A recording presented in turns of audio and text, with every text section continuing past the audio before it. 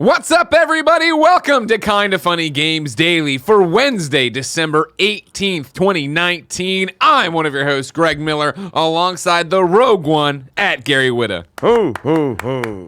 I gotta tell you, I've seen a lot of Santa beers, Gary, and this is the cheapest one I've ever seen. I got this at Target for $5, and it is absolutely the worst. Is it meant for dogs? Piece of shit. Maybe. Like, it doesn't even have a mouth there's no hole. mouth hole, right? No, and then look at the just giant, like a wad of beard material. and the giant, the fabric's peeking out from the sides. Are you sure it's not like supposed to go down here? No, I don't. Is it not for a baby? No, it's just terrible, and I hate it. Wow. You can take it off. I feel like we've done it, right? You've done it, yeah. No, people got their screenshot. They're happy. There you go. All right, Now you can get back to your on. real. Yeah, don't bring it onto your neck. You're just gonna choke yourself. There we What go. a piece of garbage! Terrible. You're sure it's not like an ornament or something? Look, it's meant to be worn by a human being. It's like, just why has it got this? It's just why a piece has of it got shit. this thing? When there? I was looking for stuff yesterday at the store, everything was picked over. Like, this is all they had. Honestly, it looks like it's supposed to be an underwear thing. You know what I mean? But look, we both look suitably. Festive. This is it. You brought your tube of Jaffa cakes. As Yeah, always, so you know, tradition. my annual traditional Christmas gift to Kind of Funny, the big yard of Jaffa cakes. We're always excited to have them. You want to crack it open? Yeah. Let's do it. Let's have a Jaffa cake. Get in there. Kevin, you gonna come get one? You haven't. You gotta have a Jaffa. You got it. If we're getting into the Christmas spirit, there's no Christmas without Jaffa. These are my favorite. And to any Americans out there who are curious, you ever find yourself at the store? You gotta get a Jaffa. And you find some Jaffa cakes. You got to get a Jaffa. Cake. This is one great of the, British tradition. This and the digestive biscuit. Oh, you brought. yeah, there you those go. are my favorites. Remember? All right, Kevin, come get yourself a Jaffa cake. They go great with coffee and podcasting. They go great with everything. Now remember, you're not allowed to eat more of them during the show. Just the one. Okay, because Just one. I'm sick of the comments. Oh my god. Oh yeah, some people like the ASMR nature of it, but the overwhelming majority do not. They hate it when you eat into a microphone. Do you like it? Do you like a Jaffa cake? I love Jaffa They're cakes. fantastic, Are you kidding me? aren't they? Oh my god. Oh, yeah, yeah. yeah. Don't worry. These aren't long for this world in this office. But enough, ladies and gentlemen, about Jaffa cakes. We're going to talk about: are you getting a new DinoCrisis? Probably not. Will Stadia ever catch a break? Probably not. Are we always going to be playing Pokemon Go? Probably, because this is Kind of Funny Games Daily. Each and every weekday on a variety of platforms, we run you through the nerdy video game news you need to know about. If you like that, be part of the show. Patreon.com/kindoffunnygames with your questions, comments, concerns, and everything under the video game sun. Then tune in to watch us record the show live, twitch.tv/kindoffunnygames. If you're watching live, you have a special job. Go to kindoffunny.com/you're wrong and tell us what we screw up as we screw it up, so we can set the record straight for everybody watching later on youtube.com/kindoffunnygames, roosterteeth.com, and listening on podcast services around the globe. Can we do a quick bit of housekeeping about tomorrow's special event? Because I want to make sure people know to tune in for that. Wait, hold on a second. So, wait, has he got something? I don't know. What do you got, Kev? What do you got? Streaming on the wrong channel. We're on YouTube. For what? We're up now. That's the kind of stuff that we don't need to know. Go ahead, Gary. So, as regular listeners to the show will know, Kevin and I have been very excited about going to see Cats, the movie. And it actually happened. It happened last. We went against all the odds. You know, there's been some ups and downs. Kevin tried to pull out, which I wasn't having. It's not true. No, it happened live in the show. I made it clear to him that our entire, show. friendship, professional relationship was all on the line over this. Like, it was not letting him pull out, and we all went. I'm going to reserve, obviously, my opinion because I want to save it for tomorrow. And I got to tell you, this has got to be the hardest thing you've ever done. Because no matter, you're Gary Whitta, you come in here and whatever happened the day before is what you're going to talk about. Is it video game related or not? Is it toast related? Whatever. I'm going to see The Rise of Skywalker tonight. Yeah. At Skywalker Ranch. Ooh. I don't even care. Wow. The whole time that the movie's running, I'm still going to be thinking about cats. Yeah. The whole time. Wow. Yeah, I saw you 5 a.m. And whatever happens in the movie, I'll be thinking this would have been better had there been cats in it. Wow. Screen Cats, everybody. So Screen tomorrow. Cats, a very special edition of Screencast tomorrow. At what time, Kevin? 11. Is it going out live? You can watch it live on twitch.tv/kindoffunnygames 11 a.m. PT. YouTube.com/kindoffunny. Live on Twitch. Yeah, it'll follow Games Daily. And then it'll be on YouTube afterwards as well, right? That's correct. right. Okay, I'm very excited to talk about it. I have not stopped thinking about it. I have never anticipated an episode of Screencast more than I am anticipating. And I know that you said you don't have any. any interest in the movie, but you should see it. I assure you, I will not see it in theaters. There's a possibility one day. But I feel like if you're going to see it, you need to see it on the big screen. Well, I guarantee I will not. So. But it's good. But don't you love Taylor Swift? She has a big number in it. Yeah, I love Taylor Swift, but I don't need, as a cat. But that's like her final form. Like, I feel like that's what she's ultimately going to. That's true. She does like gonna Meredith a lot. evolve Doesn't into. she evolve into Meredith. I digress. Housekeeping for you. Thank you to our Patreon producers, Blackjack and Mohammed. Remember, Kinda Funny Day 2020 is Friday, January 3rd. We'll be streaming all day long and revealing what Kinda Funny Games 4.0 is all about. Big announcements? Big announcements, Gary. Huge. Yeah? Are they going to shock Finally me? firing you. Because I don't know anything. Yeah, we can't trust you. You're not good with secrets. So we know that Yeah, I just worked on a Star Wars movie for 3 years and didn't tell anybody anything. Exactly. I can't keep a secret. I mean, you won't tell me anything about this Marvel movie, DC movie, Image movie. What are you working on? Actually, I do have something to tell you after the show. Everybody! All right, then I'll trade you a secret afterwards. Okay, then. all right, we'll trade Today secrets. we're brought to you by THIRDLOVE, UPSTART, and Logitech, but I'll tell you about that later. For now, let's begin the show with what is and forever will be the Roper Report. Time for some news. Kevin, I got 5 items for you. Baker's dozen. Number 1, are you getting a new DinoCrisis? This set the internet on fire yesterday. Imran and Fran hosted the show. I saw a little bit of the show yesterday. Imran said to me I asked him this morning, hey, did this break afterwards? Why didn't you guys cover it? He said, I didn't cover it because I don't think it's going to happen. And I said, oh, why? And he gave me his answer, and I thought it was interesting. So we're putting it all together as a story, because that's how You've we do it lost here. me already. What's going on? Explain it to Chris me. Priestman at IGN reports the following. Capcom has filed a new trademark for DinoCrisis with the Japan Patent Office. Many other games were also trademarked, including Mega Man, Darkstalkers, and Breath of Fire. Japanese trademark watch site, which I'm not going to... I guess I can do that. Hold on. Don't do it. Chizai Watch notes that Capcom filed these new trademarks on November 29th, 2019, while they were published on December 17th, 2019. As Silicon Air reports, this is the second new trademark for DinoCrisis filed by Capcom recently. The first was filed on February 5th, 2018, and granted on December 28th, 2018. The last Japanese trademark for DinoCrisis before that was granted on March 31st, 2000. Rumors of a DinoCrisis reboot circulated back in 2017, but Capcom responded to those, saying that there were not any conversations happening within Capcom on the subject at the time. However, in December 2017, Capcom's development team tweeted that a new DinoCrisis could be possible if lots of people wished for it. Given the success of the Resident Evil 2 remake, and with the Resident Evil 3 remake now confirmed, it's possible that Capcom is looking to do something with the DinoCrisis Series 2.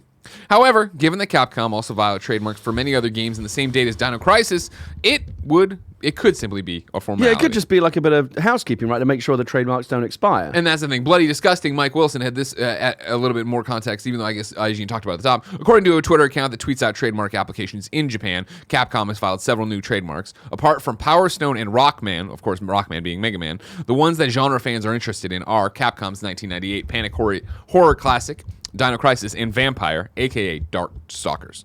So this broke right as the guys were getting ready to go live yesterday. I hit up Imran. I'm like, you didn't talk about it in the middle of the show. He said, no, I didn't talk about it at all because I just don't think it's a news story. And I said, why not, Imran? To which he tweeted back. It was part of a round of trademark renewals that they do. Nothing indicating this one was special. It's like the skate renewal.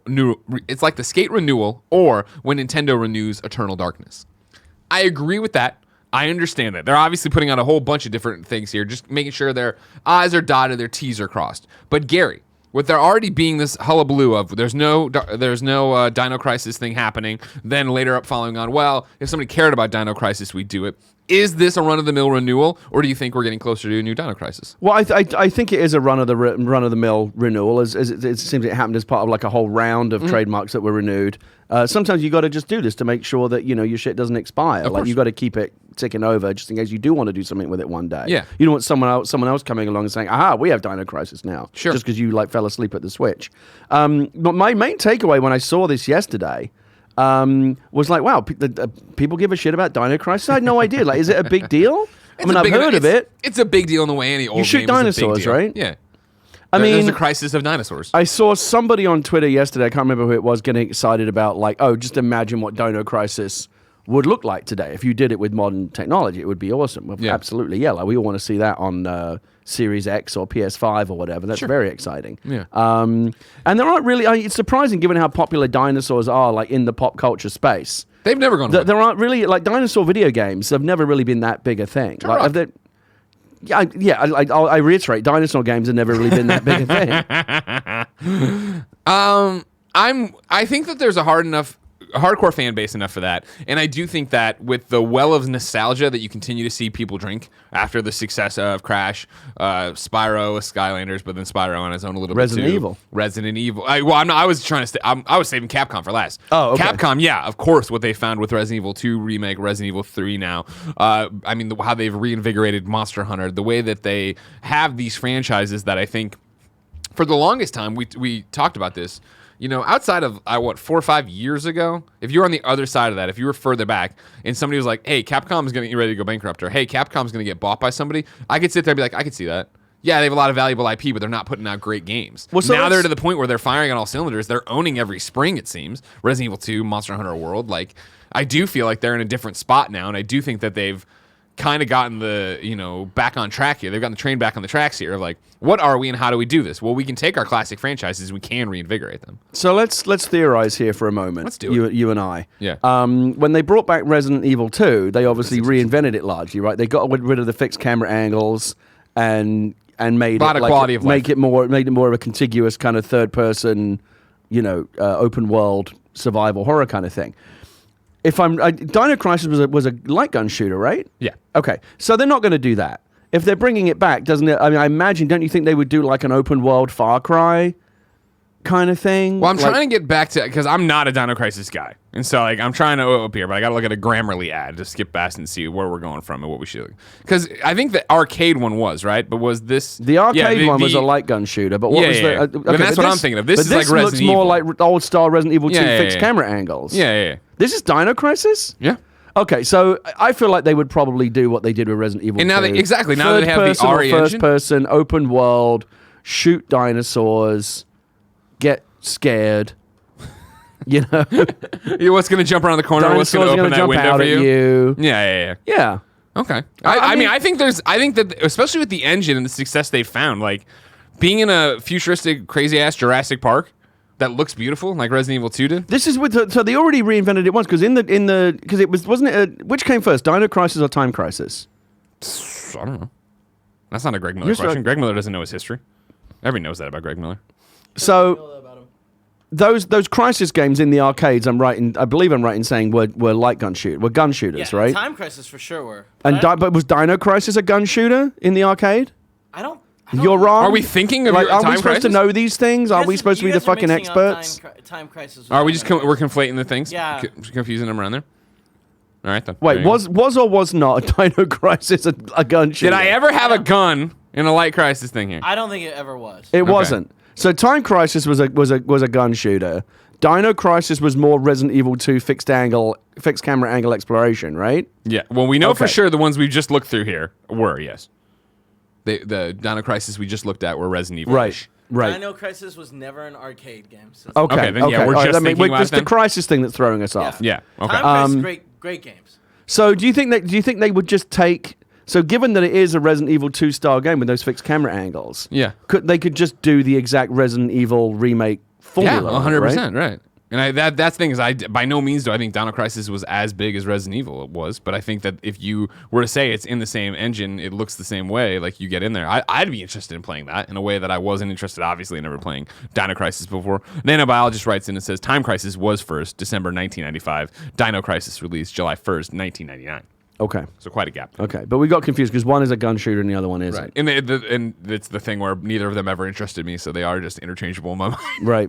I liked a good light gun shooter once in a while. I mean, I'm kind of like I'm not a DinoCrisis, so I'm not excited, but nor am I like I don't want to poo-poo it. Like, let's see what it is. Well, my whole thing about it, right, is that I know that there is an ardent DinoCrisis fan base, and I know that I didn't play it. And like looking at the gameplay and being like, oh, okay, so if we could just apply the Resident Evil 2 remake to it. Yeah, because that was the thing. Yesterday, I saw people going, "Oh my god, DinoCrisis! Like, this is a huge deal." Like, really, DinoCrisis? That's a big deal to people. Yeah. You got to remember though, every game has its hardcore. Yeah, exactly. Number 2 on the Roper Report, Stadia can't catch a break. Borderlands 3 has finally come to Stadia, but there's a catch. Google's new Stadia gaming platform is now available, and if this is from Borderlands, by the way, their official post. And if you've already got your hands on one, you can start playing Borderlands 3 on it right now. The moment you purchase the Stadia version of the game, which is available at a special launch price for a limited time, it's ready for you to play. Not only will you not need to download the game or any updates, but you also won't have to download any of the upcoming campaign add-ons if you decide to buy them later as part of the season pass that's included with the Super Deluxe Edition. The first Borderlands 3 campaign add-on, Moxie's Heist of the Handsome Jackpot, will be coming to Stadia early 2020. Now, if you're reading and you're a Borderlands kid, there's the first red flag, Gary. Because, okay, the game's out great. Moxie's Heist, the Handsome Jackpot, is out tomorrow on PC, Xbox, PlayStation. Right. Like, that's the real day. Why Stadia? Here's where it gets worse. We aim to achieve feature parity for all versions of Borderlands 3 early in 2020. But for the moment, the version of the game that you play on Stadia has benefited from the updates and fixes that were released through October 24th. Which is 2 months ago. Noteworthy features coming soon to the Stadia version of Borderlands 3 include the endgame content like the takedown at Malawan Black Site, which is out now, and Mayhem 4 difficulty, dedicated loot pools for bosses, and additional bank space. Bank space and the loot pool is already out too. I forget if Mayhem 4 is out yet or if that's on another patch. I think it's on the 60-day patch that's coming tomorrow. Correct me if I'm wrong. You're wrong. I'm too weak-willed to play on Mayhem 4. Gary, come on. Stadia thinks they finally got one in the bag here. This has been a... Not to mention, I've seen, as somebody who's on the Stadia subreddit all the time, the Stadia subreddit has been eating themselves and anybody who comes in there alive because there's been no updates on the game, right? It was going to come before the end of the year, and then no updates officially from Google until yesterday when they were like, hey, the game's out now. Oof. This is a difficult one for me because it's been a real roller coaster. If you go back and watch previous, and I'll own it. When I'm wrong, I'll admit it. If you go back and watch previous KFGDs, previous Whitta Wednesdays, you'll see me saying, I think it's going to surprise a lot of people. It's going to, I think that's going to surpass expectations. Blah blah blah. And who knows what it may do down the road. I think Google will continue to. I don't think they're going to abandon it like they have abandoned a lot of their other failed projects. I think they'll give it a good go. But for right now, and again, it's hard for me to say because I have friends over there. As you know, Jared works over there. Yeah, I know Jared. Phil Harrison, who runs it, who's like the chief architect of Stadia, has been a good friend of mine for 25 years. He's a super talented, very smart guy, probably more knowledgeable about games than almost anyone I know. But right now, Stadia is a worthless piece of shit. And it's terrible. It's a terrible thing to have to say because I believed in it, and I believe in the people that are there. Now here's where I want to stop you. But this was a terrible launch. Do you believe in the tech though? Yes, the tech works. No, That's I believe the thing, right? I believe in but it doesn't though because people are complaining about lag and input lag, and they say it's 4K, but it's not really. It's upscaled, and you're not getting a full experience yet. Like it's so feature anemic right now that maybe 6 months. I feel like we're again confusing things though. Have you played it? Yes. I mean, have you been playing? Sorry. Yes, I played it, and yes, I have been playing it. Yeah. No, I mean, when Darksiders dropped, that's the last time I put serious time into it. And it was that thing where I think in the back of our internet's so bad back there, it wasn't running well. It pixelated and stopped. I was playing it at my house, and it's not running well either. Oh, really? Yeah, okay. Yeah, and it's one of those I things mean, I haven't played it because I cancelled my pre-order when they announced the launch lineup, and I was like, there's nothing here that I care about that I haven't already played or don't already own. Yeah. And so I cancelled it, and I'm really glad that I did because I feel like it would have been $130 spaffed up the wall, just a waste of money. Sure. Until at some point down the road, maybe it becomes feature complete, at which point I'll be happy to jump in. Well, that's what's so embarrassing about the Borderlands story as a Borderlands fan, right? Like, the hope here with this streaming on Stadia, maybe one day on Xbox or whatever, or one day on Xbox when xCloud is up and running and stuff like that. The hope becomes then, well, what about... I'm thinking, like, so many features ahead of this, where it's like, man, I hope there's cross-platform play one day. I hope there's cross-progression or whatever, like, something to what Destiny has, right? Right. Where I can move my stuff around. However, we're talking about right now a game out on Stadia that hasn't been updated since October 24th. Why would you, faced with the myriad of options out there, plant your flag as a gamer with the Stadia platform and say, this is how I'm going to play my games? Yeah. Because the pros aren't that great. You don't have to download the game. Okay, fine. Like that's a one-time thing. Yeah. You don't have to update the game. Most games update when the console's asleep. Sometimes you have to update it, and it's like, I've got to wait 5 minutes. It's not that big a deal. Yeah. But then in terms of what they're offering, like it's substandard. It's not. They say it's 4K. People, the digital foundries have gone out there and analyzed it pixel by pixel and said it's not. In many cases, that it's bullshit. It's upscaled. I've seen the side-by-side video and screenshot comparisons. It's clearly inferior to running on native hardware in many, many cases. Yeah. The input lag is clearly a problem in many, many cases. Like, I would not feel confident playing games on Stadia right now. Sure. Maybe 6 months from now. What's up, Nick? Nick just shakes his head at your outfit and moves I on. I would feel confident. And here's the thing. I still, because I believe in my friends over there, I still believe in the idea. I think xCloud, and I think, not just Stadia, but like, give it a couple more years. Once 5G is coming, like, it's gonna happen. Cloud game is gonna be a big thing. It is gonna work. But they took this out of the oven too early. Sure. It wasn't ready. Sure. They should have waited. Sure. They should have waited another 6 months. Again, it's just, why didn't they put a beta on this? Why didn't they say early access? Why didn't they do something? That's what Microsoft's doing right now with xCloud. And nobody's complaining. No one's complaining because they know it's a beta. Yeah. And it's, I understand that there's always like first mover advantage. You want to be first to market. But that's negated if you come out so early that the product is undercooked. Yeah. And it's so clearly undercooked. Why? The games aren't cheaper. And so many people have said this, had it been the Netflix model where you pay $10, and that's the thing. The other thing is you got to pay $10 a month on top of everything else if you want the 4K, which isn't even really 4K, right? Is that what it is, or is it $10 for 3 months? Kevin, can you look at that for me? I think it's I think it's $10 a month. I think you got the first 3 months free when you got Founders. But then it's $10 a month if you want 4K, and the 4K is not really 4K. Yeah. I'm seeing this input lag. Apparently, it's particularly bad for fighting games, which rely on really, really fast, Twitch response. Yeah, well, you need like millisecond right? response, and it's not offering that. Yeah. And again, you got to have a Ninja internet. I have a Ninja internet connection at home, and I wouldn't feel confident. Yeah. I had people say to me like, "Oh yeah, make sure that it's supposed to be wireless, right?" And they said, "Oh no, you make sure you plug it into a wired cable if you really want best performance." Yeah. Fortunately, I can do that, but many people can't. Of course, do that. yeah, of course. Yeah. They don't have Ethernet all over their house. Yeah. It's a mess, and I don't understand why they must have known how unready it was, and they must have known it was a mistake to launch it in this condition. And so that's my question in the chain of command where the problem goes. Because you bring up Phil, you bring up Jared, dead to me. Jack Buser was on here from We Have Cool Friends. I like Jack. He's a cool dude. Nate's over there too. Like, we know Patrick. I know so many people working over there that are games people. Yeah. And have both worked on the enthusiast side like us and and then the other side made games and all. And I believe in the vision. And so they know how this is going to get drugged through the streets and beaten. They know they only get one chance at a first impression. You only get one chance to make a first impression. It's impossible to come back from this kind of stuff. Yeah. Who at the top of that chain was like, well, now they can have a No Man's Sky moment. They can have a Destiny Taken King moment. I don't think they can. They shouldn't have. I don't think they can.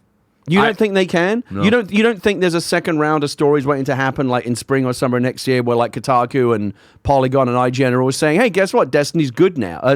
Stadia's good now." I think you can have those stories. I don't think that brings back the audience. I don't think that so many people wanted to hate streaming technology from the start. And so from the fact that Stadia came out and fumbled the ball and didn't deliver what they said they were going to deliver, just cemented their opinions. It just has nothing to offer. The people who can turn this around are Xbox. The library of games is not that great. They're full price, or in some cases even more expensive than buying it on Steam or buying it on local hardware. 100%. Yeah, that's what you're having. They're technically inferior in many cases. You're paying a subscription on top of that. A lot of the features that they promised aren't even there at launch. And that, again, this is why the people who can turn this around right now, and this is throwing out whatever Amazon's up to. I know we have a question about Amazon later on, what they're doing with gaming and streaming and all that stuff. The people who can turn this around right now are Xbox. Because when xCloud goes more widely available, when xCloud is back next year, when they're like, hey, guess what, Game Pass and your games library. Do you think that'll launch alongside Series X? Do you think they'll do like a simultaneous? I think launch? you'll do it before then. I think they're going to keep it in beta for a long time. I think they're going to open the beta especially now they've seen this cautionary tale. Like, this is what happens when you go. I think they open it up wider, and I think that it's what Phil was talking about at XO19 in that interview, right? Of, hey, we're not saying this is replacing our Xbox gaming experience. Yeah. This is a pillar of it. This is a way you can enjoy your games. This is that you're addicted to a video game. You go on the road, you bring your controller, you bring your iPad, and you play the game when you want to. It's not the best experience. I just come down to the same question. Why did they push the button when they did? They must have known. Phil is smart. These people over there, Jack, they're all smart people. Yeah. And Google's, this is a multi-billion-dollar, generation-long investment for them potentially if they get it right. And they could have owned this space. They must have known the right before they pushed the button to go live with it that it wasn't ready and it was going to be a nightmare. Why not, even a day before, come out and say, you know what, guys, we want to deliver the best experience possible. it's not ready. We need a little more time to bring you the best experience. Game developers do this all the time. And when they do it, they're respected. People go, fair play. I respect you for that, for waiting, for not giving us an undercooked product. They launched it. They fucking knew. They knew it was a mess. And they launched it anyway. And right now they're getting their just desserts. I feel like even announcing, like, hey, this is actually going to launch as a beta would have been such a good move for them. It would have been fine. And people who paid for early access would have been like, I paid for early access. You think just by changing nothing and charging people $130, but just by putting slapping the word beta on it would have made a difference? I think that people still would have been upset. I think it would have made a big difference, and I also feel like they should at that point they should have given extra stuff. I think if they had gone with that at the time and said, hey, there's going to be a beta launch. If you want to pay $130 for the beta Founders Edition, that's on you. But know that it's a beta. That would be one thing.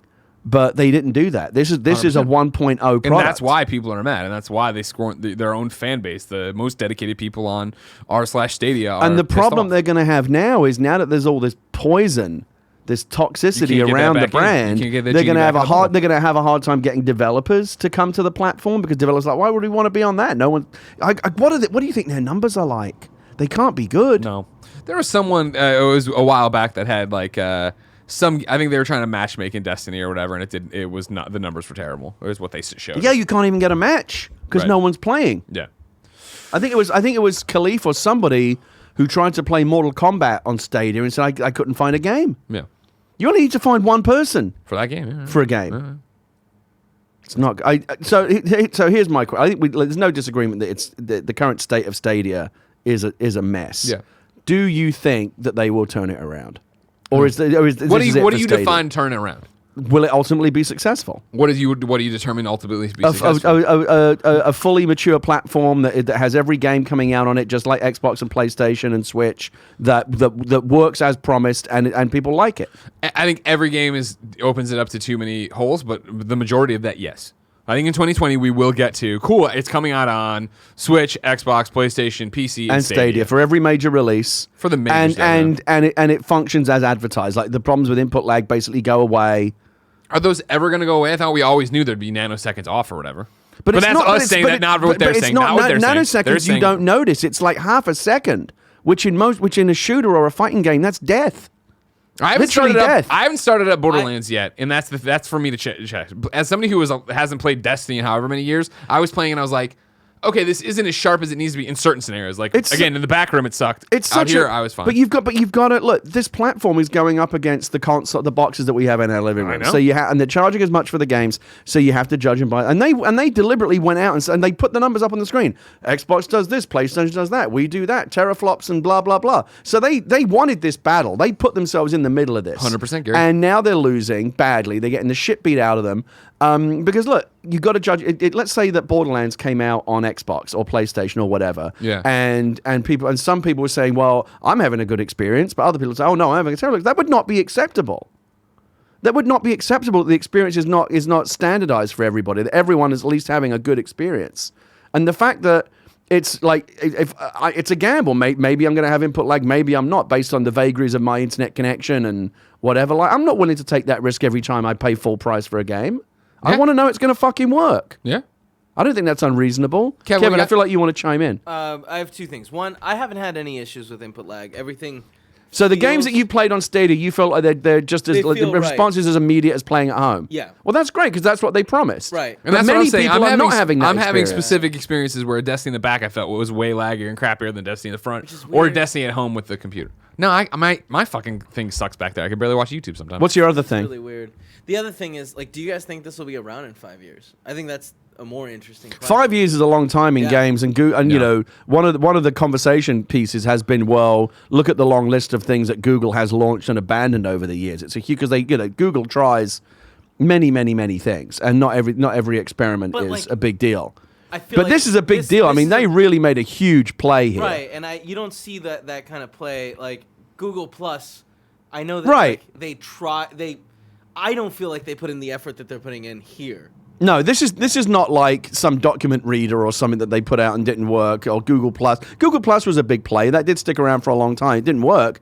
But I feel like even if it's about throwing good money after, they're having. I guarantee they're having conversation. There's conversation about at Stadia right now is about doubling down and getting this right and fixing. Like we can still make this work. Like we had a rocky launch, but we will get there. But I come back to that. I just feel like it was so unwise to launch it. What did they gain by launching in this condition? Nothing. Good. What did they gain by being xCloud's a year away? What was the point of coming out this early? It's too early. It wasn't ready. It's clearly not ready. The media narrative is shockingly bad. And you're right. That's a hard thing to turn around. They can turn it around, but perception is a whole other thing. Yeah. Why would you trust in that? Especially again, if there's going to be no negative news about xCloud, right? Oh, if it's in beta, and then it's out, and you have access to all the games you already own. All the games you already own. I do a service where you pay $10 or not even, depending on what the month is, get unlimited games. The narrative will get better in 2020. That's my prediction because I think that everything will get better, right? The tech will get better. The games available, the library will improve. I think at some point, like the essential kind of offering, the value proposition will improve in that they will change. They'll get rid of the $10 a month, or they'll move to a Netflix type model, or they'll find some way to make the offering more attractive. They have to because the offering right now is not attractive. Yeah.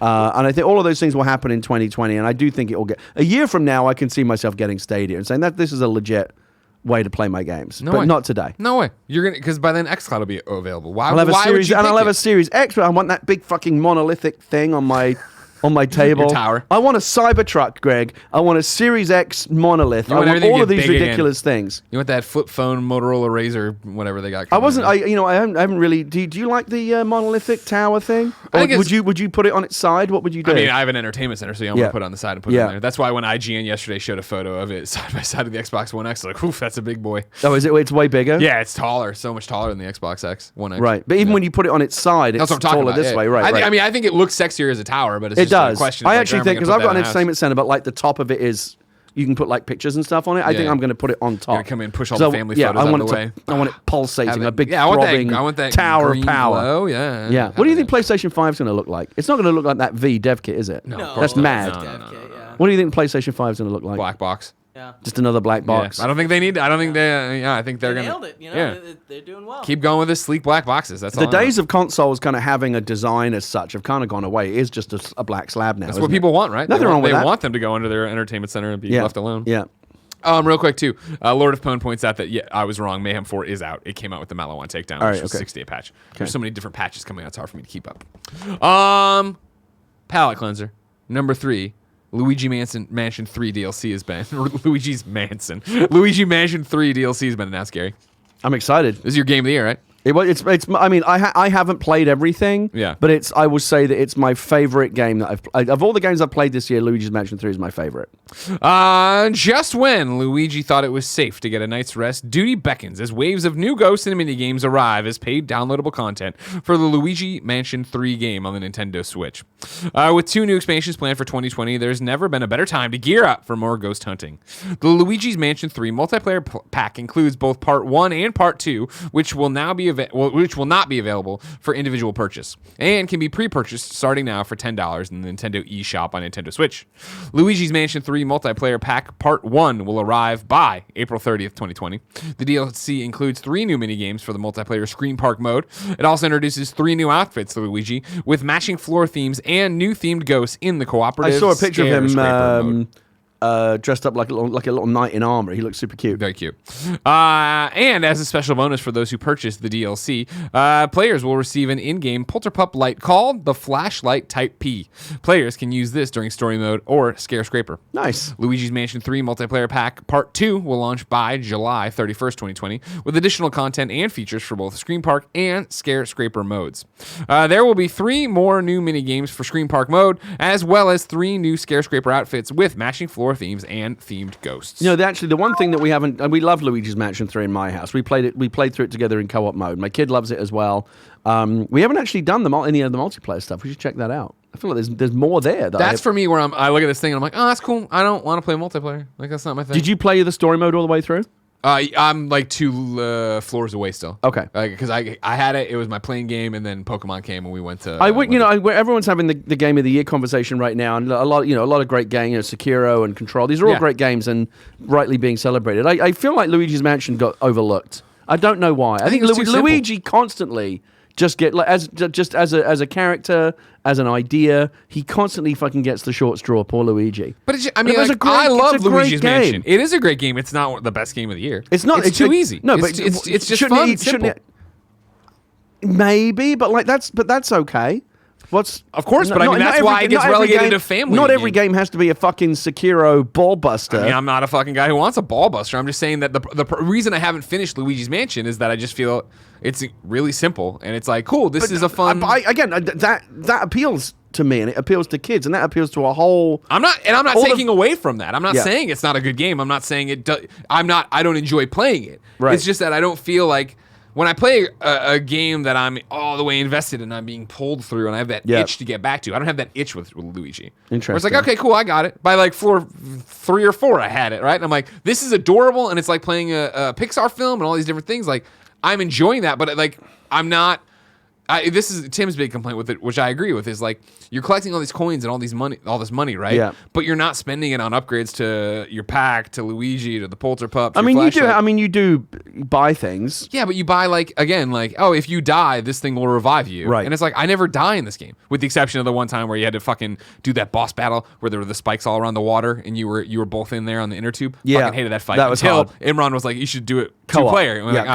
Co-op makes all the boss battles easier. Yeah. For me, again, I play everything on baby mode, as you know. But like for me, the game felt like the porridge was just right in terms of the difficulty. Like the boss battles were challenging, but like you only had to do them like 2 or 3 times maybe, then you've got them. Yeah.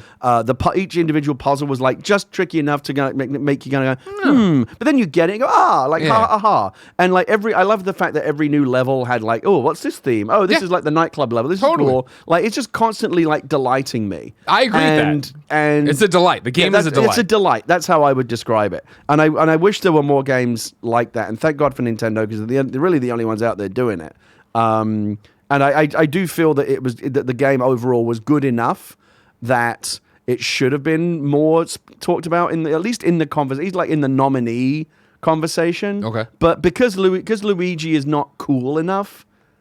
See, you're making up your own narrative for why this game That's didn't get what it in. is. That's what it is. The fucking hipster... You want to know the biggest fucking insult here is that... lamestream game news media. We are getting the fix was in for Luigi from the very pieces start. of DLC for Luigi's Mansion. We got 0 for Mario Odyssey. Did you know that Luigi's Mansion 3, I think it was in the UK, outsold Super Smash Brothers?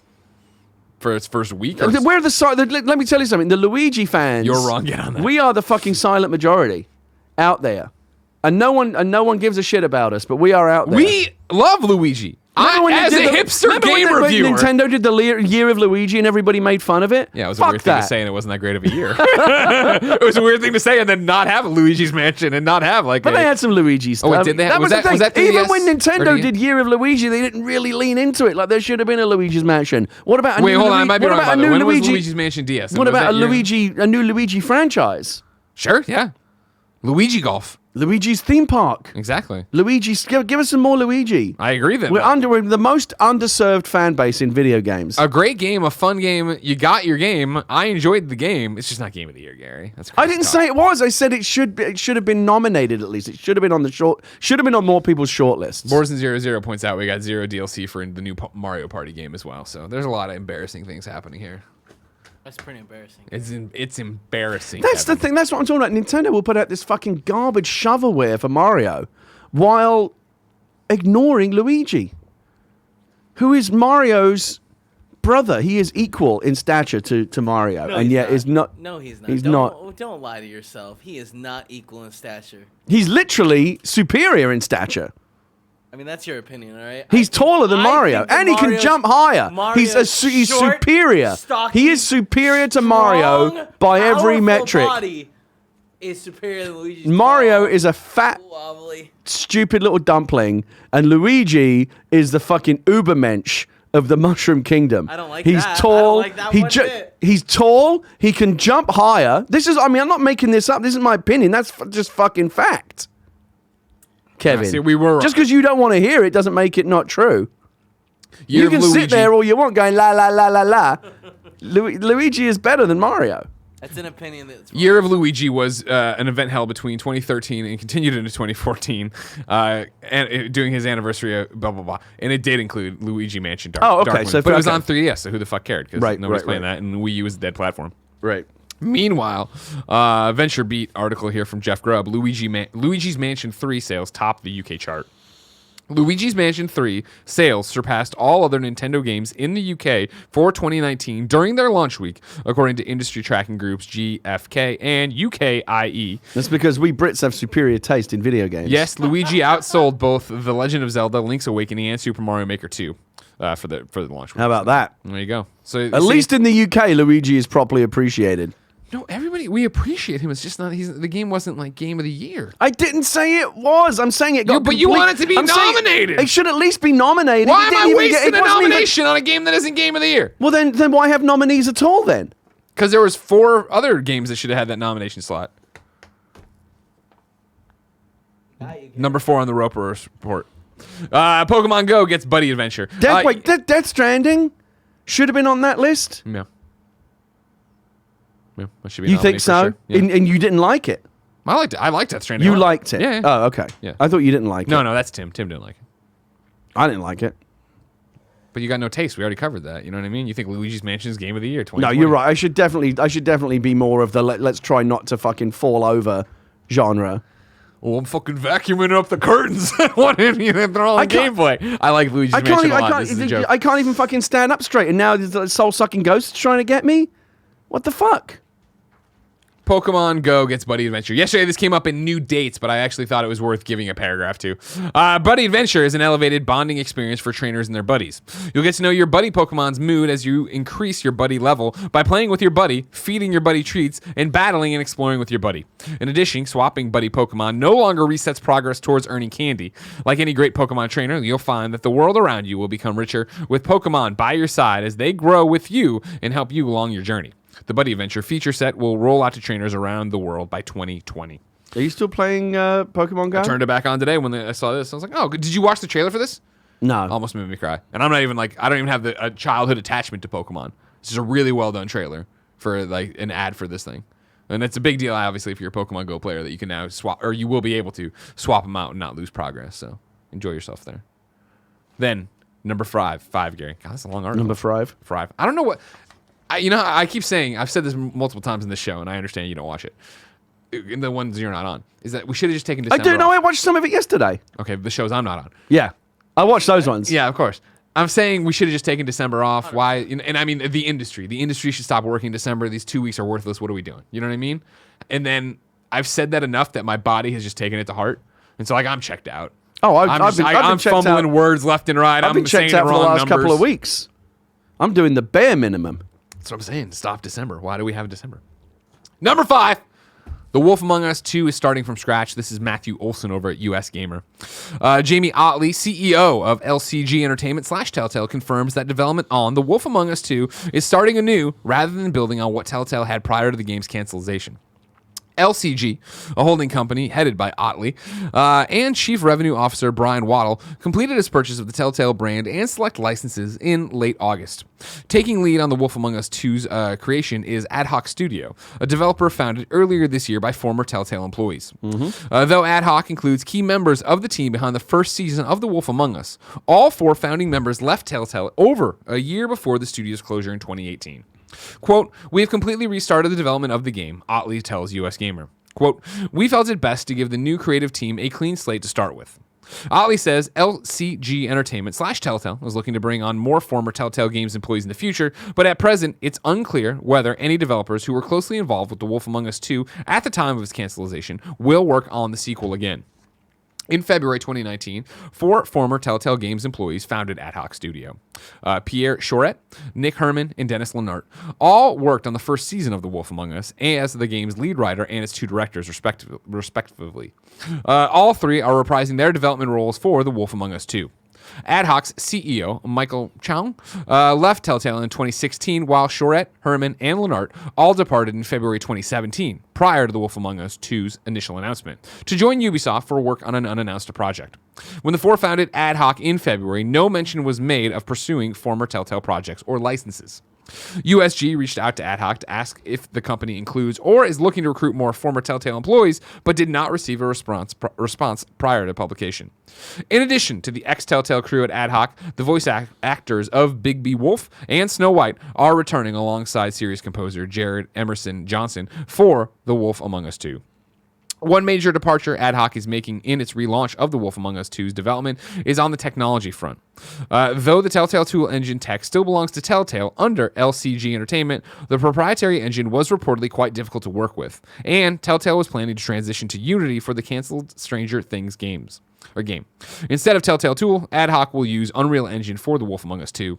The sequel is coming to consoles and PC, initially as an Epic Game Store exclusive. The first Wolf Among Us is currently free on the Epic Game Store until December 19th, 2019. Again, nice. That's Matt Olson over at USGamer. I read a lot of his article, and there's a lot more there. Please go give them a click. Gary? How do you feel about this? You worked with the Telltale of old. Nick and Dennis and Aaron and Adam, these are all people that I worked with back in the Walking Dead days. Very talented individuals. Indeed. What was your reaction at Game Awards when they announced Wolf Among Us 2? Or did you even have one? I know, Wolf Among Us, while I understand and appreciate that it was a fine game that had many fans, it wasn't my cup of tea, so I never bothered with it. Yeah. I'm glad that those fans are getting a new sequel. I know it's a very well-liked game, and I think Wolf Among Us fans are like thrilled to hear about this. Doesn't bother me that they're starting over. I think the clean slate is the right approach. I think what is good news is the fact that they've got the key, like the principal players, like Nick and Dennis and Pierre, and these and the voice actors are all like the guys that made the first game good are coming back, and that's what makes this important. Also, the fact that they are finally transitioning to new modern technology. Yeah, the way it was explained, I'm not an expert, but the way it was explained to me was that one of the big problems at Telltale in the later years, they had this really, oftentimes why the games kind of looked and felt a bit janky. Rickety, yeah. Yeah, a bit rickety, that's a great word for it, is that they were stuck using this archaic proprietary technology, the Telltale technology, that didn't, as they became more ambitious when doing more bigger and more ambitious games, the technology it just became like a fucking hassle to work with. I had it described to me once, and I forget which game we were talking about, but it was the idea that there was no physics engine for the Telltale engine. Right. So like to make a ball roll and fall down meant shifting the entire world around the ball rather than moving the ball. So to switch to Unity, which everybody works with, it's one of the main standards. Where there's a huge knowledge base, huge amount of resources available. Yeah. I think everyone will be very relieved to be working with like a universally liked and successful tool rather than the shitty proprietary tools they had back in the day. Yeah, so it's all good. Basically. I was so surprised at Game Awards when it popped, when they put the trailer up there. I was like, holy shit, that's huge, because obviously that was a game I remember people thinking the original Telltale would never make a sequel to Wolf Among Us 2. Right. Let alone after everything that happened at Telltale and the closure of Telltale and the buying of Telltale's assets. There was no clear if that would be one of the ones they brought back. Yeah. However, during Game Awards, I was on Twitter a lot. I was interested to see, people from the old Telltale that have moved on and people that were from that group that were working on Wolf Among Us 2, their reactions to this announcement and how emotional it was and gut-wrenching it was, right? And most of them came back that I saw and were like, after a few hours a day or whatever, like, I've had time to process, I get it, blah, blah, blah. But it was something to work on something that closely and have this thing you were super interested in or in love with that you were positive about, right? And have it be taken away from you in the way it was, and then to hear it's back, but you didn't know it was going to be back. I mean, the bigger question that we talked about when this first happened is whether or not these money guys that we don't know anything about are going to end up being the right and responsible stewards for Telltale as a whole. So far, it seems like they're making the right moves, bringing back a franchise that people really liked, one of the more popular Telltale franchises, maybe the most popular one after Walking Dead, right? I mean, hard to say, right? I mean, what Batman was in there. Okay, but I think people like Wolf Among Us more. So what do you? I think it was more well liked. Okay. And they brought back Nick and Dennis and Adam and Pierre and Aaron and all these people that made the first game good. Yeah. I feel like they are right now they're making all the right moves, but it's way too early to say. The most important thing, I think, based on what the Game Awards reaction is, them that I think, again, to your point, that they're making the right moves, that they got out in front of this, of like, we're restarting. Yeah, this isn't. We're not. And I think that's probably the right move as well. Like, we're not start taking fresh. We're not taking an idea somebody had already worked on and giving it to new creators. We're saying, you new creators, what do you want to make with this? What do you want to do with this? Right. We'll have to wait and see, like you said. Even though the new Telltale is about to pop up out today, and we'll decide if that's a good move. Before we go though, Borzen00 says, Gary, they're switching to Unreal 4, not Unity. Said Unity on here. Did we? Because then he's wrong. Then he's wrong. Oh, Telltale was planning to transition to Unity, but they will use Unreal Engine. Well, look, Unity and Unreal Engine are the two big ones. Yeah. So just swap out. The same just point swap works. out fucking Unreal Just Engine. making sure we're keeping everybody really straight. mature engine that every developer uses. Huge knowledge base, huge resources, much easier to work with than the crappy proprietary tool. I think all the developers are very relieved to be working with Unreal rather than the engine tool they that's had. supported outside of your studio. Yeah. With rare exception, having your own engine is a huge pain. It's like the poor EA developers that got saddled with fucking Frostbite for all those games, and then Respawn, because they're Respawn, and they can actually move the needle over there. Insisted, no, we really want to use Unreal. And look, hey, guess what? They made the first decent Star Wars game. Gary, I'm excited to see what is up the sleeve of these new Telltale folks, but the proof in the pudding is still so far away. If I wanted something more immediate, say what came to the mom and grab shops, where would I go? The official list of upcoming software across each and every platform, as listed by the Kind of Funny Games Daily Show hosts each and every weekday. Yeah. This list is brought to you by our sponsors. I'll start with ThirdLove. ThirdLove does bras differently. They believe that every woman deserves to feel comfortable and confident every day. With the right kind of support, they help her do this. Their bras are designed to fit you, not the other way around. Designed with measurements from millions of women, their bra styles are made to fit your life. They have over 80 bra sizes, but they know that the only one that matters is yours. They make bras everybody believes in. Every bra is backed by their perfect fit promise, 60 days to wash it and wear it, and if you don't love it, returns are always free, and they donate the bra to a woman in need. Every bra is made with ThirdLove's comfort and memory foam cups, no slip straps, and smooth, scratch-free band with a printed label. All the Kind of Honeys are using their ThirdLove bras, and they love it. We think you will love it, too. ThirdLove, of course, taking care of everybody. They have fit stylists who can talk you through everything. It's a perfect fit promise. Every customer has 60 days to wash it, wear it, and put it to the test. They don't love it, return it. No big deal. And ThirdLove has donated over $15 million in bras so far. ThirdLove knows there's a perfect bra for everyone. So right now they are offering my listeners 15% off with your first order. Go to thirdlove.com/games to find your perfect fitting bra and get 15% off your first purchase. That's thirdlove.com/games for 15% off today.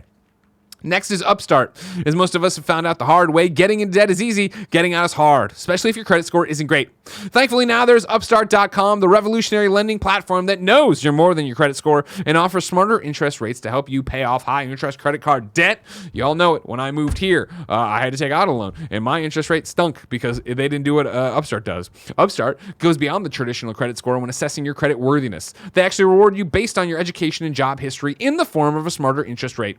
Upstart believes you're more than just a credit score. They believe in you. They make it fast, simple, and easy to check your rate in just a few minutes. And the best part, once the loan is approved and accepted, most people get their funds the very next business day. Over 300,000 people have used Upstart to pay off credit cards or meet their financial goals. Free yourself from the burden of high-interest credit card debt by consolidating everything into one monthly payment with Upstart. See why Upstart is ranked number one in their category with over 300 businesses on Trustpilot. And hurry to upstart.com/KFgames to find out how low your Upstart rate is. Checking your rate takes only a few minutes and it won't affect your credit. That's upstart.com/KFgames. And the final sponsor of the day, Logitech. They have a new headset. It's the Pro X headset from Logitech G. I have it in the back. I have one of those. I love it. Right? Yeah.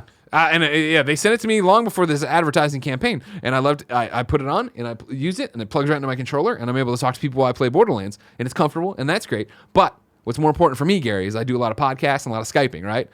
Use it for that too? I always screw it up, right? Because I put it in my Surface Book here, old microphones. I put them in, and then I'd think it was reading fine. Then it wouldn't be reading fine. It wouldn't see it. It wouldn't work. This one comes with a USB dongle that I always have plugged in, and then I just pop it in, and then every time I do, it flips on over. Is that you've got the dongle plugged in right there? No, that's a mouse dongle. Oh, okay. It's a different dongle. It's over on my thing. Okay. But it's over there. It's great. It's easy. It uses a blue microphone, and that's, it sounds really good. Yeah. If that isn't good enough, here's what Tim would describe it as because he understands stats. Version 2.0 takes 7.1 channel surround sound even further than ever with bass rendering, audio clarity, and proximity cues. And most importantly, a new level of distance awareness differentiates between near field and far field audio so you can pinpoint your enemy's location more quickly and accurately than ever. They have different profiles too, which I was talking about too. The blue voice microphone technology gives you a choice of real-time voice filters to reduce noise, add compression, and de-essing, don't know what that is, and ensure your voice sounds richer, cleaner, and more professional. ProX joins a complete setup of Logitech G gear developed in close collaboration with top esports pros. With Logitech G's most advanced tech and focused design, nothing gets in the way of winning. For a limited time, Logitech G is offering our listeners 10% off any of their products at logitechg.com. Use the code KFGames for your 10% off today. That's 10% off of all Logitech G products if you purchase from logitechg.com with the code KFGames.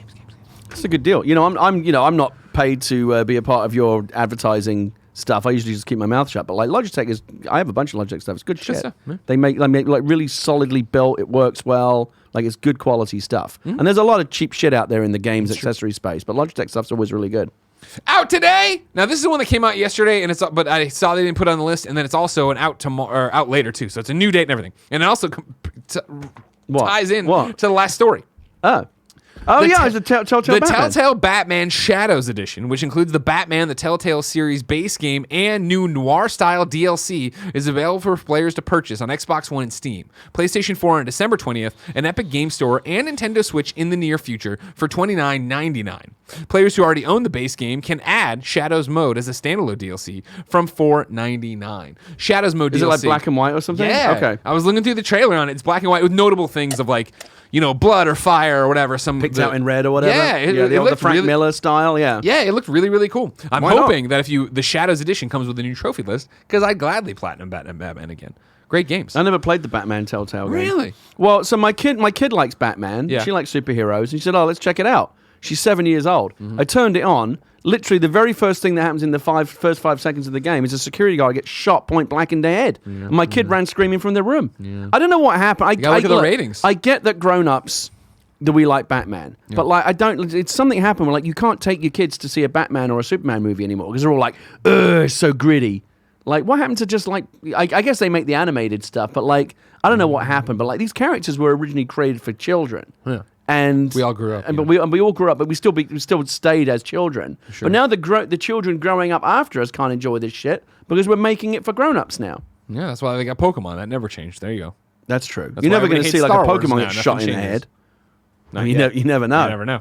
Also out today, Super Korotama on PC and Mac, Sweater, okay, the Delogi on PC, Tip of the Spear, the Task Force Elite on PC, Fight of Animals on PC, and then EverQuest has officially launched the Torments of Velios expansion, bringing players new zones, access to Fucking heroes EverQuest still going. That's the one I want to pull. Kevin, can we pull that, please? Because it's so fascinating and amazing to me that Torment of EverQuest Velios. is still going. access to the Heroes Forge key ring feature, a new level cap increase from level 110 to 115, and much more content to explore EverQuest in honor has been of the around- game's 26th expansion. EverQuest has been around how long now? When did EverQuest launch? The original EverQuest. Doesn't know dates. Yeah, I don't know. Why? And not only do I not know dates for the things I care about, and you think I fucking know anything I about want goddamn to say EverQuest? like 90. Okay, Kevin's pulling Initial the release expansion. date was March 16th. Is this right? This 1999, Gary. I mean, these are all like hour-long Well, that's videos. Is beta. there no trailer? Well, of course not. If you're fucking playing EverQuest, you're gonna buy the goddamn thing. Add trailer to the search and see what happens. Yeah, no, There you go. Scars of Velios. Let's just pull it and let's look at it for a few seconds. Dun, dun, dun. I mean, that's Look at EverQuest. There's EverQuest. It has not changed. Go Cubs. Nerdist Fuck, it out still there look. doing It some still work, looks basically the same, doesn't it? Yeah. Look at that. How long has it been around? When did you say it came 1999, according to 1999. Wikipedia. So it's 20 years old. Oh, hey, go back a second, will you, to the search results there? Oh God, Kevin. I'm trying. No, I wasn't making fun of you. It was just These are all streams. forget it, yeah. So EverQuest is 20 years old and has had 26 expansions. Hell yeah. And we don't talk about This is the sort of thing that just happens kind of like under the radar. But EverQuest is still going strong, isn't it? Let's just take a moment to appreciate that. That's actually kind of amazing. Hell yeah. Moment of silence for EverQuest, which is still going and amazing. All right, that's good. All right. BJ Bernardo writes in a question. That was a run together phrase. What's that? Who? What? BJ Bernardo writes in with a question to patreon.com/kindoffunnygames, Gary. And I think it kind of piggybacks off of what we're talking about with Stadia. You ready? Go on. Hi, y'all. With everything on Xbox being backwards compatible when Xbox Series X comes out, and with Game Pass being available, I assume this might be the most games available on a launch day of a console. Does this mean Xbox won't be too concerned about having a bunch of new games ready at launch? How big of an advantage does this give Xbox having all these games ready at launch? I think it'd be a huge misstep if Xbox One Series X launches and they're like, hey, 2 new games and everything else that's ever happened before.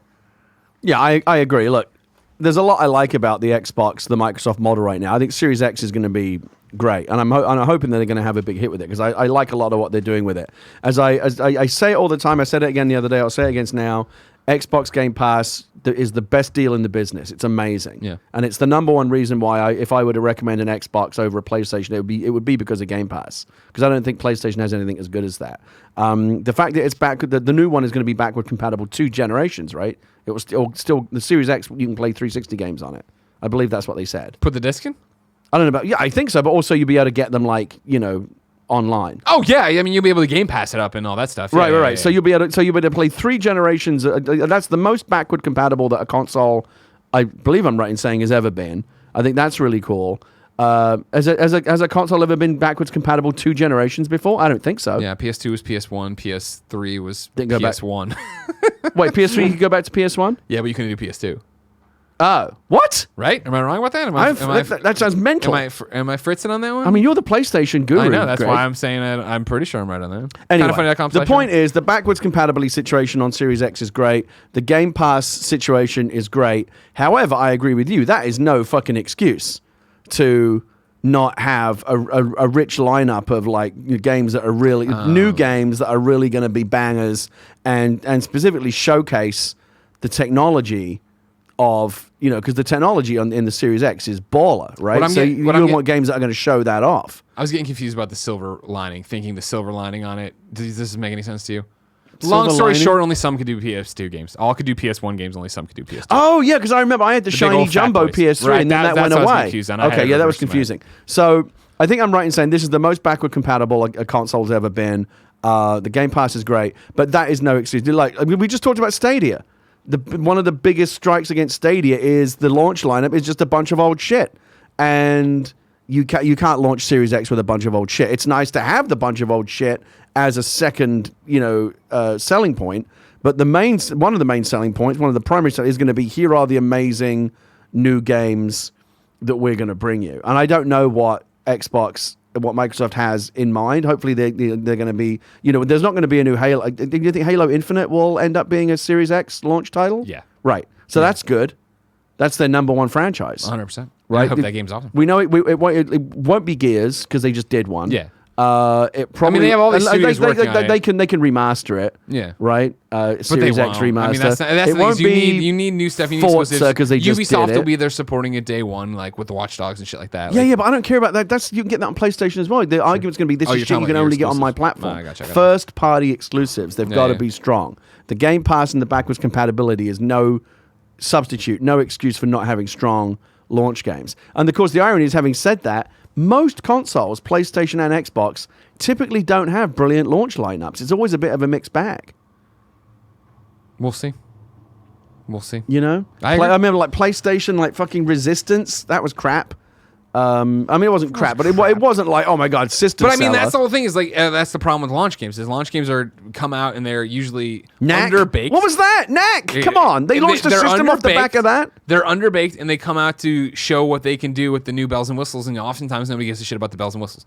Knack was, hey, look at all the fucking pixel voxels we can have on the screen. Look at them all come back together. Xbox Infamous One when it was launched, in the launch lineup and it was like, hey, look, you can use the fucking touchpad and shake up your thing to do spray can. Nobody wanted to do this shit. No, nobody wanted to do it. Regular and Xbox One was really stymied at the original 1.0 launch by the fact that it was saddled with this boondoggle of Kinect that nobody wanted.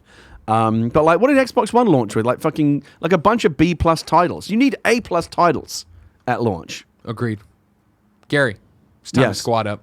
This is where somebody writes into patreon.com/kindoffunnygames, give them their name, username, platform of choice, and why they need help in a video game. I read it here. The best friends come and find you, and everybody plays games together. Today, BJ Bumgarner needs help on PlayStation 4. BJ's PSN is A lot of BJs BJ this week. Bumgarner. BJBUMGARNER. BJ writes in and says, I'm loving Borderlands 3 and how much support Gearbox is giving it. Unfortunately, most of my crew has fallen off, so I need some new best friends to help me with the new DLC, the Malawan takedown, and hopefully finish off those last few Circles of Slaughter for that Platinum trophy. I hope to squeeze in some playtime this week, but surely we'll have more time to play after Christmas. Merry Christmas, BJ. Do you have a Borderlands plat? I do have my You Borderlands do. Platinum. Yeah. Good for you. I'm very excited for the DLC to drop tomorrow. Yeah. If you want to play Borderlands with BJ, hit him up. BJ Bumgarner, like I said. A lot of BJs on the show today. I think it's just two. I know, but that's two more than usual. I mean, you're right. These are two different ones. BJ Yeah. Bernardo and BJ Bumgarner. There They you are go. both different. Man, I'm telling you, I'm just so checked out. Cool, Greg. You know what I mean? Can we just end this week already? How is it only If fucking you want Wednesday? quality BJ Two more content, check out Whitta goddamn Wednesday on KFGD. That's what you do. Don't forget about Screen Cats tomorrow. Time to go to Yeah, You're Screen Wrong. Cats tomorrow. Don't forget about that. Kindoffunny.com/you're wrong with everything we screw up as we screwed up on the show. We screwed up a lot today. Nanobiologist writes in with a correction, but it's actually, let me explain. The Series X is only 1 centimeter longer than the Xbox One X when laid on its side. That's not what I'm talking But it's about. I was talking taller. about tall. Yeah. Look at I think Destin. Or It's like somebody from two IGN. Xbox Ones on top of one each another. other. Yeah. Game Jumper X says Greg, Mario Odyssey did get DLC. It was free and added Luigi's Balloon World. You know what I fucking mean? I wanted real Mario Odyssey DLC. RHD16 says there is actually a banned episode of Pokemon that has a man putting a gun to Ash Ketchum's head. Wow. Borzen00 says we missed it out today. Cadence of Hyrule DLC is out. Oh. Arkwing says Xbox Series X will be backwards compatible with the current games backwards compatible on Xbox. So technically, it will be able to play original Xbox, Xbox 360, and Xbox One All the games. way back to the beginning? So that's 4 generations That's right there sick. for you. I love that. RHD says Infamous Second Son was not in the launch lineup. I'm pretty sure I didn't misspeak. I said it was launch window, and I understood what I was saying. I understand what I was saying. Listen back. Maybe I did fuck it up. Again, I'm tired and exhausted. I'm gonna put you on the spot, and maybe You're Wrong can give us an instant reaction to this. And here's my question: when was the last time that? And I'm put Nintendo aside. Uh-huh. When was the last time that the Xbox or PlayStation at launch launched with on day one an absolute banger of a game? Xbox or PlayStation? Yeah. Well, I mean, DC Universe Online launched with PlayStation 4, so there you go. I'll ask you again. When was the last time that Xbox or PlayStation launched with an absolute banger of a game? And so you mean a game you had to get, and you had to play? Right. So I'll give you an obvious one, but I'm hoping we'd have to get the original talking about Xbox or The PlayStation? original Xbox launched with Halo. That was a banger, and that was a system seller. Yeah. It has since then. Has PlayStation or Xbox launched? So in the last 20 years, because Xbox came out in what 2001, 2001. Hold on, no. Well, Xbox, the original. The original Xbox. Fuck, and now you're burning me because I'm in college and I don't remember. Because I remember Parker had one, and he moved. Did the in. original PlayStation launch with a banger? I don't think it did. The problem is you're starting to seep into. I was a poor kid back then, so I wasn't buying these things at launch, so I didn't have anything to fucking go for. You know What what about PlayStation? Okay, but PlayStation 2 is where it starts. Did it start with it for me buying a system? On launch day? What were the launch titles for PlayStation 2? You had fucking Madden, you had Smuggler's Run, you had Silent Scope, right? Sniper Scope, Silent Scope. Yeah, so we're not. Yeah, No. this is a banger-free zone so far. Yeah, exactly. Right? Well, they had an SSX that was really good. Xbox 360 launched with a lot of junk. I was Perfect too Dark poor to buy an Zero. Xbox 360. You know, just a Project Gotham Racing was good, as I recall. I think that was like the Kebabs big. is saying Gears was on 360 at launch. There you Gears go. was on 360 at launch. That's what he said. I would include that.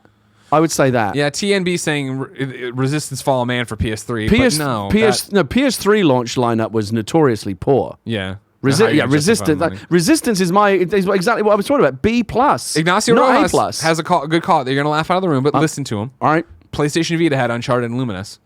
Not the best Uncharted by any stretch of the imagination, but a good Uncharted. Luminous is fantastic. Yeah, I have no time for that. Borzen says PS2 had Time Splitters.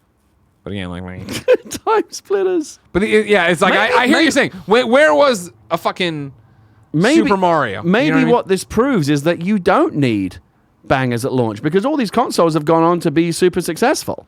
But they didn't necessarily have the games at day one. Quake 4 was. What's that? Somebody says, Boards and Zero says Gears wasn't a launch title on 360. It wasn't. Yeah.